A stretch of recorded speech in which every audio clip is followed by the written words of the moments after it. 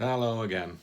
So there's nobody subscribing to this channel, and I'm not really surprised by that because I'm getting bored with what I'm talking about myself, which is a contradiction, isn't it? I wrote this and I got excited about it, but I'm now getting fed up with it, which is a bit of a contradiction, but I guess in some way it just goes to bolster my argument. Anyway, there's a number of pages I've got in my hand left of this kind of treatise on why we are living in a simulation based upon the contradictions and the destabilizations that seem to be written into us all and into the environment.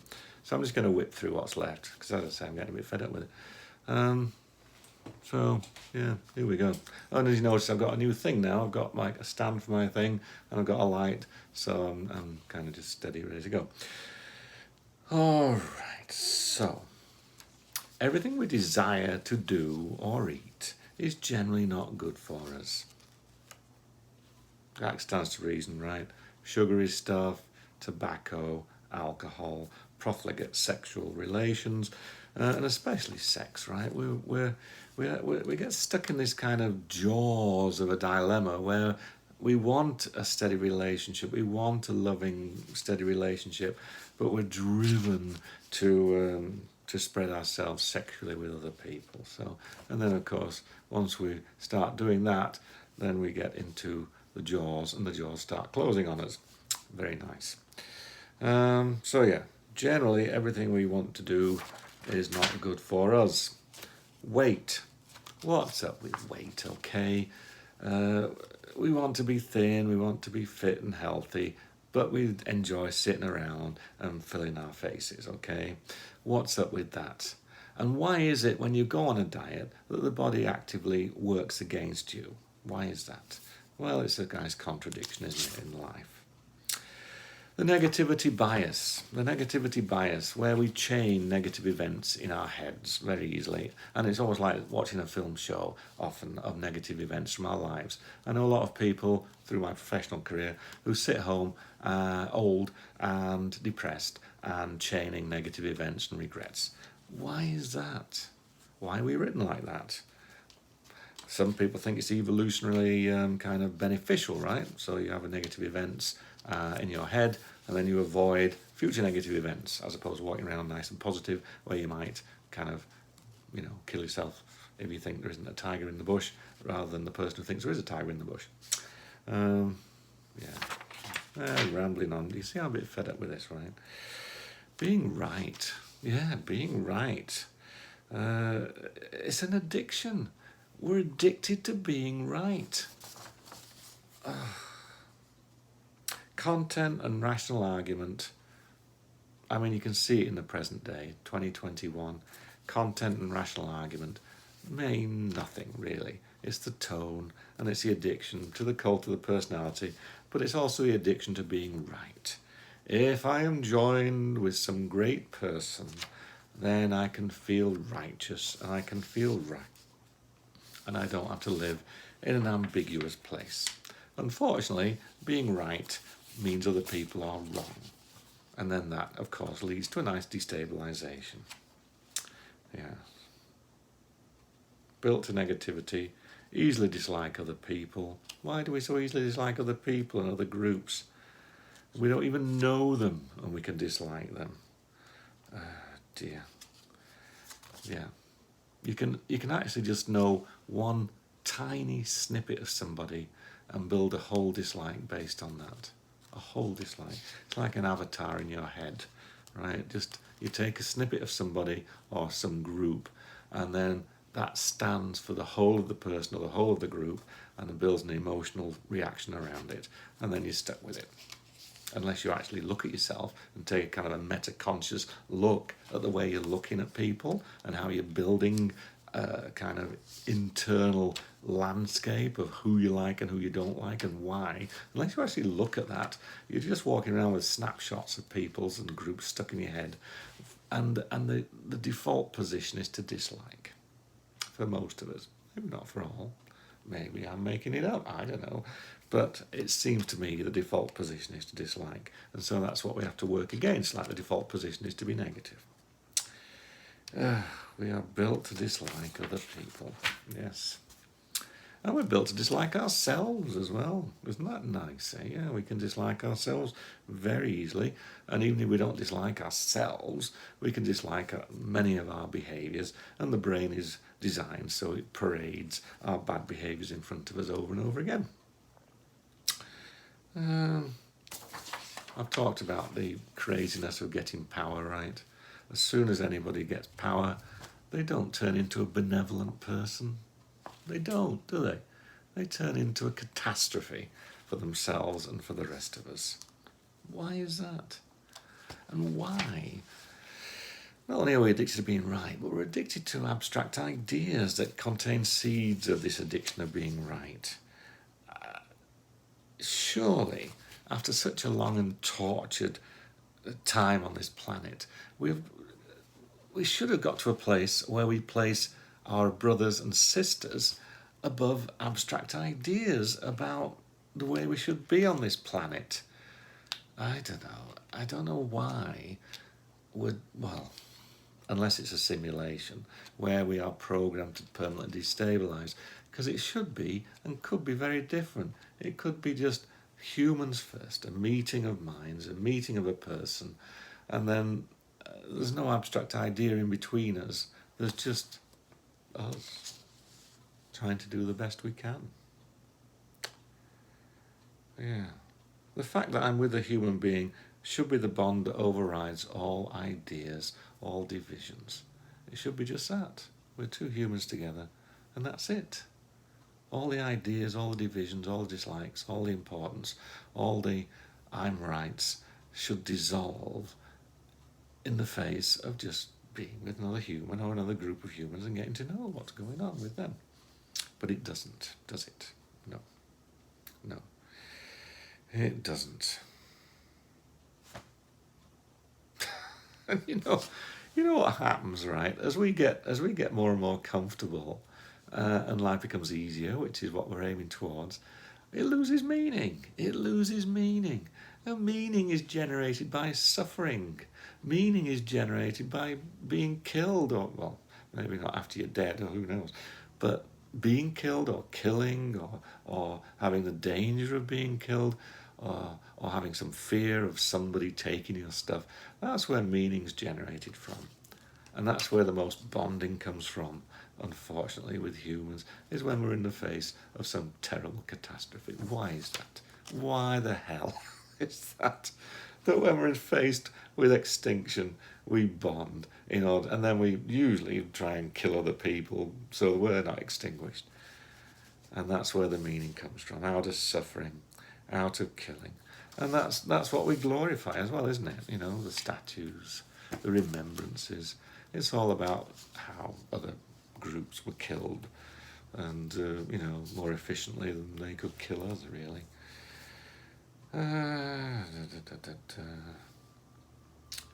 Yeah, I don't know.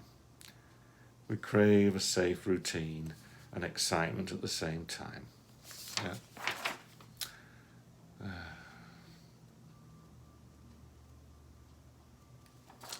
Yeah, most heroes are killers.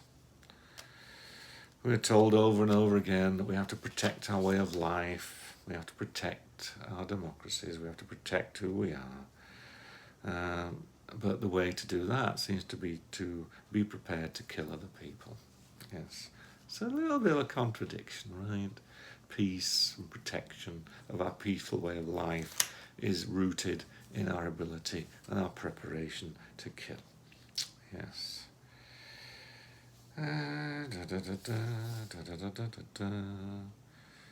Yeah. Yeah. Yep. If you really look around us, you see how much reverence is paid to basically having killed people in the past, and how much reverence is paid to being prepared to kill people in the future. The same hormone does sex and fighting, right? It's interesting, is that it's the same hormone that generates the sex and the fighting. This is probably a bit of a simplistic way of looking at it, but there's only one side of that equation that is glorified and remembered and talked about and funded, and that is fighting. I don't know, just an idea, right? Wouldn't it be better if all the resources and all the money and all the glory and all the thought and planning went into sex? How to be better and more effective at sex, right? I mean, here's a crazy thought. Instead of having a war where we killed each other and spent a lot of money on arms to kill each other, couldn't it be the other way around, where the money was invested in how we seduced each other? So the opposing countries would invest a lot of money in seducing the opposing army, right? And the opposing army that finally gave up and said, okay, we'll come over to your side, they lost, but nobody was killed. Is that too crazy? Could there ever be a world where that could happen? Where and the people the people that got the statues were like, the greatest seductress or seducer or male seductor, if there is such a thing. I hope there is. And they were honoured, and every year we had a remembrance for people who seduced the most, and we all had a nice time, presumably at that party. I don't know, but it's like, if I was writing a program to destabilize for entertainment, it might be more along the lines of us killing and fighting. And there are no video games I'm aware of, maybe there are, but that I'm aware of, where you actually fight battles in how you can design the most seductive army in order to win over the other opposing army. I don't think that would sell. And the reason possibly is because we're living in a simulation. And we're not supposed to be like that. We're not written like that, but for some reason we can think like that. Ah, dear. Yeah. And why does trauma persist? I mean, not only do we have to fight each other, or be abused, by family members, of course that happens, but it never goes away. We're like traumatized by it, and the trauma persists. Whereas the pleasant things that happen to us, the sexual encounters, the falling in love, that doesn't persist. You might think it does. We're told it does, but it doesn't. Hate and trauma and pain persists.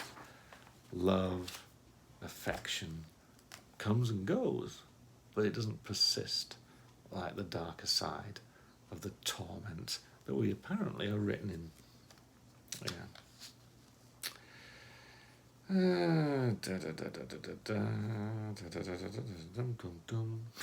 Just reading through this. I can't be bothered to read this anymore to you.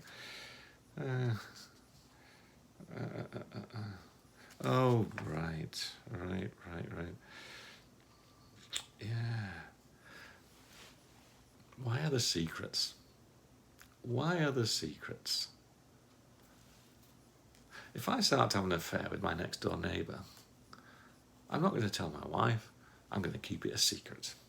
You look at soap operas and you can see when they're planting these time bombs, these secret time bombs along the way of behaviours that people do that they won't confess to the other people that will be very interested to know what they're doing, and so they keep a secret. But in soap operas eventually it's going to come out. But that's real life as well. So why are we like that? Why are secrets like a little subroutine in us? Why are the secrets in the government? Why are the secrets in our private life? Why are the secrets everywhere? And why do we have conspiracy theories that make up secrets when there are no secrets? Or when there's secrets, we want more secrets, so we make up secrets. We think about secrets when there might be secrets. Why are we bloody obsessed with secrets? If we live in a simulation, it's a very useful kind of little subroutine written into the whole game, right? That, it destabilizes. I mean, if I want to, go with my next door neighbour, then why don't I just say to my wife, hey, honey, I'm going to, go next door. and have some fun. And then she can say, okay, well, that's all right. Or she can say, I don't want you to. Or she can just leave, right? And then that's that. That's it. But it's not as bloody entertaining, is it, as having a secret that goes on and then little bits come out and the pain's dragged out and then finally something terrible happens and you know, it explodes in your face. That's much more entertaining. So, yeah, if I was writing a lifelike video game to entertain myself with humans suffering, then I would definitely write in that we are addicted to secrets and we have a huge problem being honest with ourselves or with other people. Much more entertaining than a bunch of humans being honest all the time. Oh my God. Yes, and demand for perfection. Oh dear, oh dear, oh dear, oh dear, oh dear. Oh dear, oh dear. What about disease, eh? Oh, lovely. Yeah, the unpredictabilities of disease. Yes, I just have a nice cyst cut off my face. Yeah, and I've got a little lump left. That's lovely, isn't it? Yeah, unpredictability of disease. And, you know, here's the other thing, right? So, we're supposed to believe that we're made of this meat, right? Although we might be we might be a chip, but it looks like we're made of meat, and the meat are made up of bacteria that have got together over a millennia, you know, and kind of somehow coalesced into this thing. So, how is it that out of this primeval ooze, the bacteria were strong enough to build this bloody body that I mean, that's here, and yet now we're kind of here, built this sophisticated bacteria-driven body. How is it that there's all these other bacteria that can now take advantage of us, take us over, give us all kinds of infections and kill us? I mean, it's not. I don't understand. Maybe I should have done biology. Maybe a biologist can tell me, but I don't understand how the very vulnerable process of building this body through millennia, crawling out the ooze, can take place when at this stage in our development we are easily killed by viruses and other stuff. I don't understand how we ever got to this point without, you know, bacteria finishing us off as some little, you know, small multi-cell, whatever it is called, you know, zygote or what the hell is it called? Do you understand what I'm saying? How did we get to this point? We should have been dead long ago. And so that makes me think, we're not really made of meat and bacteria, because A, it's unlikely that we would have got to this point without being devoured by other bacteria or disseminated or desiccated somehow.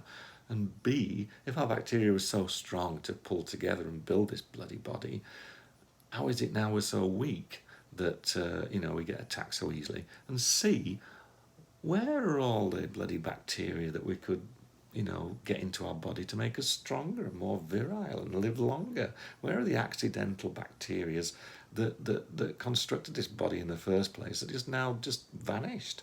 There is no more like accidentally getting a cut on your finger and then suddenly getting super strength, right? Or changing to something else. No. You get a cut on your finger, you might get an infection and they might have to chop your arm off. That's what bloody happens. So there's no beneficial bacteria that I'm aware of that's really going to, you know, hold a candle to coronavirus or HIV or anything else which can bloody finish you off. I don't know. Yeah, I don't know. And it's so nice taking drugs, right? And alcohol and smoking. We can't self-soothe very easy. Why is that? Why are we always driven with a hole in the middle of our psyche? I don't know. And most emotions I've experienced in my life as I get older actually run counter to my best interests. Why the hell is that? Why have I got an emotional life that often runs contrary to my short, medium and long-term interests? I don't know. Right, that's it. I'm kind of fed up with it, and that's all I'm going to give you.